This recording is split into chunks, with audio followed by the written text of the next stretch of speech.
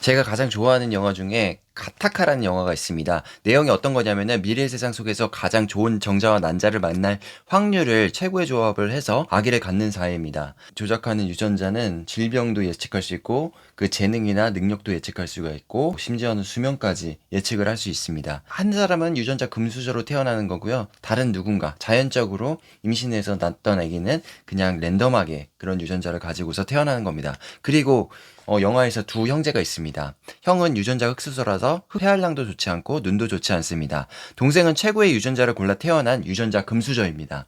영화 안에서 두 형제는 늘 경쟁합니다. 바닷가에 목표 지점을 세워두고 헤엄치는 그런 경쟁을 하는데 가장 먼저 쥐관하거나 무서워서 돌아가는 사람이 지는 겁니다. 누가 이길까요?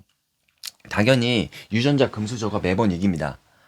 그치만 어린 시절에는 타고난 유전자가 이렇게 크게 작용했을지라도 더 자라서 성인이 됐을 땐 둘인 인생이 완전 달라집니다. 동생은 그냥 편하게 뭐 할까 뭐 할까 하다가 그냥 시도하다가 경찰이 되고요. 형은 자신이 속한 유전자 계급에 맞지 않는 엄청난 꿈을 꿉니다. 자기 유전자에 속하면은 청소부가 돼야 돼요. 청소부가 돼야 되는데 이 청소부를 하면서 우주 비행사가 되겠다는 꿈을 꿉니다. 최고의 유전자를 가진 사람만이 도전할 수 있는 그런 우주 비행사를 편법과 불법을 통해서라도 이루려고 노력을 하고 있어요. 어떤 방법을 썼냐면은 금수저 유전자가 있는데 그 금수저 유전자를 가진 사람이 교통사기 때문에 그 다리를 못 쓰게 됐는데 이 사람의 그 신분을 세탁을 해서 이 사람의 모든 유전자 정보를 가지고서 우주 비행사를 지원을 합니다. 그리고 업그레이드 시키기 위해서 엄청난 노력을 합니다. 정해진 유전자 계급이 있으니 교통사고를 당해서 다리를 못 쓰는 그 유전자 금수저와 친구를 먹고 자신의 유전자를 속이고 우주 비행사에 지원을 하게 되는데요. 그리고 꾸준히 매일매일 하루하루 피땀 눈물을 흘리면서 자신이 가진 한계를 극복하기 위한 정말 어려운 노력을 하루에도 수십 번씩 합니다. 그런데 이 형이 우주 비행사가 되기 위해서 저지른 범법행위 때문에 형사인 동생이 실마리를 발견해서 형이 이제 범법 행위를 했다는 거를 알게 되고 잡아가려고 합니다. 근데 그 순간 형이 한 번만 간곡하게 동생에게 부탁을 합니다. 우리가 형제인데 내가 진짜 꿈 이루기 전에 저기 꼬트머리에 있기 직전인데 내가 딱 한 번만 기회를 주라 동생아. 그랬더니 동생이 한 가지 제안을 합니다. 어렸을 때처럼 형 나랑 내기하자. 저기 바닷가에 부표를까지 찍고서 바닷가에 먼저 도착하고 다시 오는 사람이 이기는 거야. 우리 어렸을 때 많이 했지. 하지만 내가 이겼을 때는 나는 형을 내가 경찰이기 때문에 잡아갈 수밖에 없어. 그랬더니 그래 알았어. 내가 한번 어렸을 때처럼 한번 해보자. 한 번도 이겨본 적이 없는 형이에요. 둘은 폭풍을 치는 바다 끝까지 헤엄을 칩니다. 그러고 나서 기적 같은 일이 일어납니다. 예, 예상하셨죠? 형이 동생을 이기고 쥐가 나서 물에 빠져 죽을 뻔한 동생을 데리고 나옵니다. 동생은 진짜 뭐 믿지 못할 정도로 놀래갖고 형한테 물어봐요. 유전자적으로 내가 월등한데 형이 어떻게 이겼지? 진짜 이해할 수가 없어. 그리고 형은 이 대사를 날립니다. 동, 동생아, 나는 한 번도 돌아갈 힘을 남겨놓은 적이 없어. 세상은 불확실하지만은 불확실하다는 걸 믿고 있으면 너무나도 괴롭기 때문에 아니야, 아니야. 이건 확실해. 확실해. 확실하지도 않는데도 확실하다고 믿게 하는 그런 트릭을 써서 우리 뇌가 우리 스스로 최면을 걸고 있습니다. 어떻게 보면은 실제와 다른 세상에서 살고 있으면서 나는 조금 더 내가 알고 있는, 내가 그렇다고 믿고 있는 세상을 뇌는 우리 자신에게 보여줍니다. 그리고 이것은 이렇게 설명할 수도 있어요. 뇌는 자신의 현실을 계속적으로 창조한다. 우리 시각이 인지할 수 있는 주파수 영역간의 색깔들과 소리는 뭐 한정적입니다. 우리는 말벌들이 볼 수 있는 색깔을 볼 수가 없습니다. 돌고래들이 들을 수 있는 소리, 초음파 영역대의 소리들을 우리는 들을 수가 없습니다. 우리는 우리가 세상에서 다 보고 세상에서 다 듣고 있다고 생각을 합니다. 정보를 듣기는 하겠지만 뭘 들어야 할지 그리고 얼만큼 얼마나 들어야 될지는 뇌 안에서 결정한다는 것입니다. 어떤 형태의 신호가 왔을 때 뇌가 미리 판단해 버리는 거예요. 이걸로 세상을 인지해. 진짜로 리얼하게 인지하는 게 아니라 우리 뇌에서 이렇게 인지하라고 시킨 거를 우리는 인지하고 있는 겁니다. 여기서 우리가 봐야 될 거는 세상에 수없이 많은 정보와 지식들이 있는데 그것을 조합해서 내 뇌는 어떠한 나의 의미를 만들어내는가에 관한 겁니다. 이 이야기는 내가 어떤 삶을 살 것인가, 내가 어떤 사람이 될 것인가, 그리고 내가 내 자신에게 어떤 이야기를 해줄 것인가에 관련된 것입니다. 생각하고 어떻게 꾸준히 나를 만들어 내가 인생을 결정하는데 계속적으로 변화하는 세상 속에서 내가 어떻게 꾸준하게 어떤 행동을 해서 결국에는 나라는 존재를 만들고 나라는 존재가 세상 속에서 바꿀 수 있는 것에 대한 것을 고민해 봐야 합니다. 영화 속 주인공에서처럼요. 내가 어떤 이야기를 믿느냐가 가장 중요합니다. 그래서 우리가 성공할 수 있고 보다 나은 사람이 될 수 있고 내가 원한 나를 만들어가는 방법 중에 하나는 내가 나 자신에게 어떠한 존재가 되고 싶은지 내가 누군지 끊임없이 이야기를 들려주는 겁니다.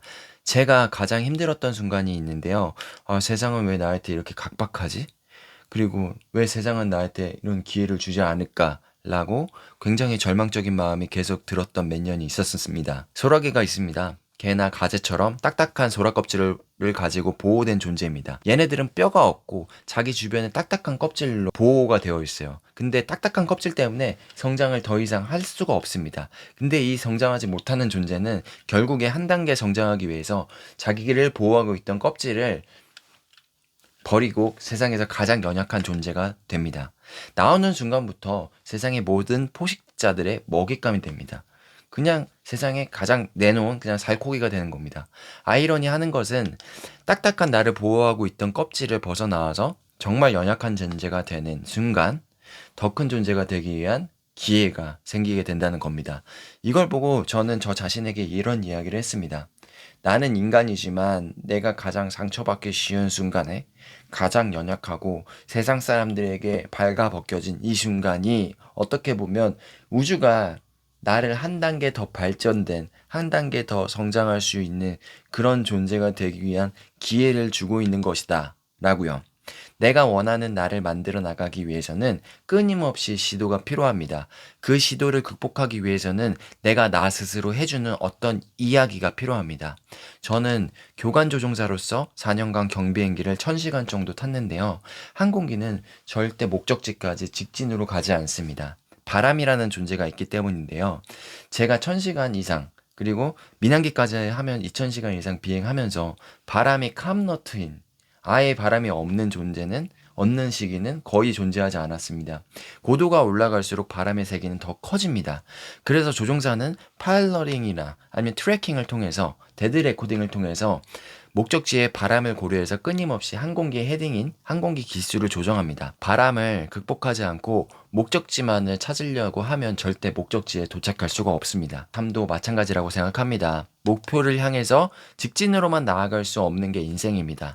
다 실패하고 목표를 비껴나가는 것처럼 보이지만 결국 그 목표의 진로를 수정하는 과정을 통해서 목표가 지향하는 옳은 방향성을 생기게 할 수 있습니다. 영국의 극작가 사무엘 베켄트가 이런 말을 했습니다. Ever try, ever fail, no matter. Try again, fail again, fail better. 나는 언제나 시도하고 또 시도하고 또 시도한다. 시도하고 도전할 때마다 실패했어? 상관없어. 괜찮아. 또 실패하지 뭐. 다음엔 조금 덜 실패하면 돼. 우리가 무언가를 시도할 때는 실패하는 게 당연합니다. 바람을 데드 레코딩하는 파일러링하는 경비행기처럼 목표에 실패나 저항 없이 결코 성공할 수는 없습니다. 끊임없이 실패에 좌절하지 않고 목표의 수정을 통해서 여러분 모두 뜻하신 바 꼭 이루시길 바라겠습니다.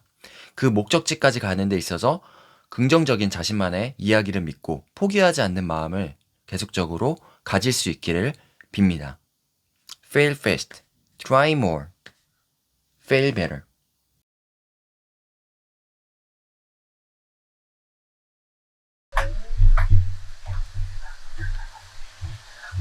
되겠니?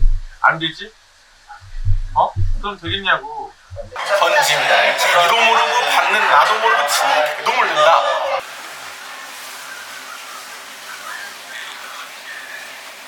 이 41번이야? 이거 조용한 데가 좋아. 안녕하세요. 시원하잖아.